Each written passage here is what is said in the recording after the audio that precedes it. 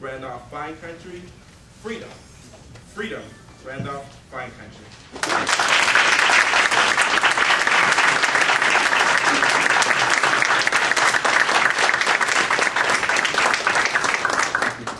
Good evening. Good evening. Julius, I've said this so many times, and I'll say it again tonight.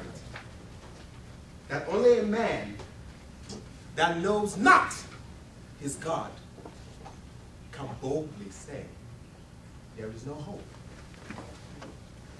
Friends, countrymen, lend me your ears. For freedom and fear are at war when it comes to facing our giants in life. While the definition is relative to the individual, know this fact, America, that we must all have challenges in this world.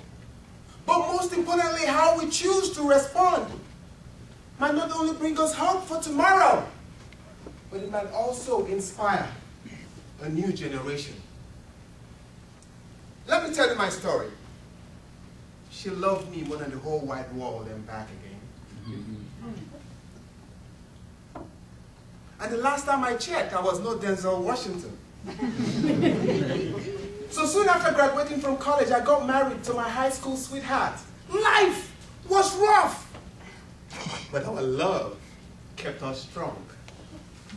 So you can imagine the excitement on her face when I made my first break and dangled in front of her the keys to a new car.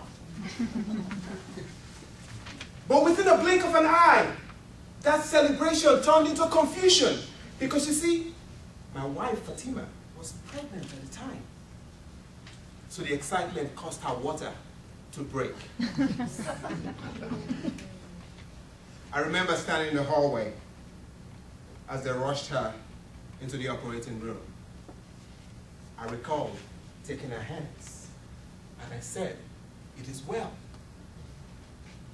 After delivering our beautiful daughter, Ethel, my wife, Fatima, went into coma.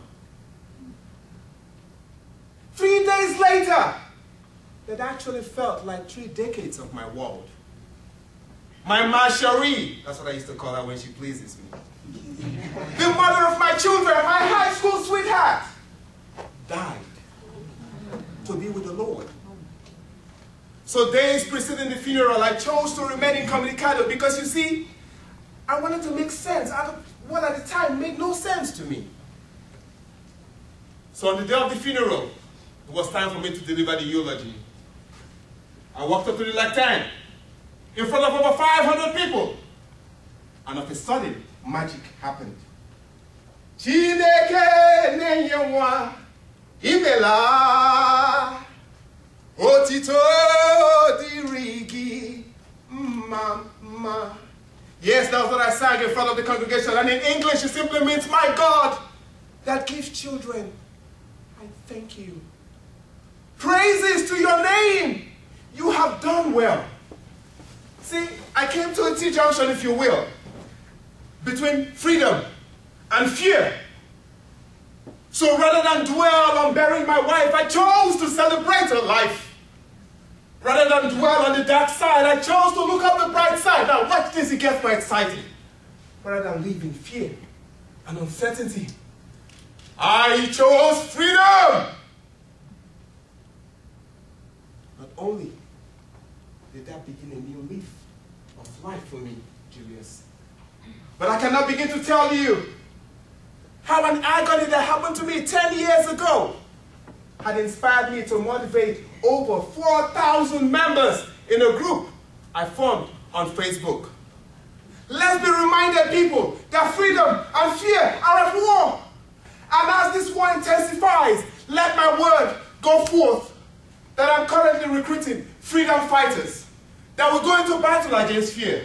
And as a prerequisite, I demand that when life gives you lemon, make lemonade. As a prerequisite, I demand that when life plunges you from the blind side, sometimes you might fall flat on your face, but continue to keep the faith and look up the bright side. As a prerequisite, I demand that rather than say, why me? Ask God to show you how to turn your pain to gain. contest master, fellow Toastmasters and invited guests, having been recruited as a freedom fighter, not only will you be able to turn your fears to friends, not only will you be able for the universe to salute you for inspiring an inquisitive generation,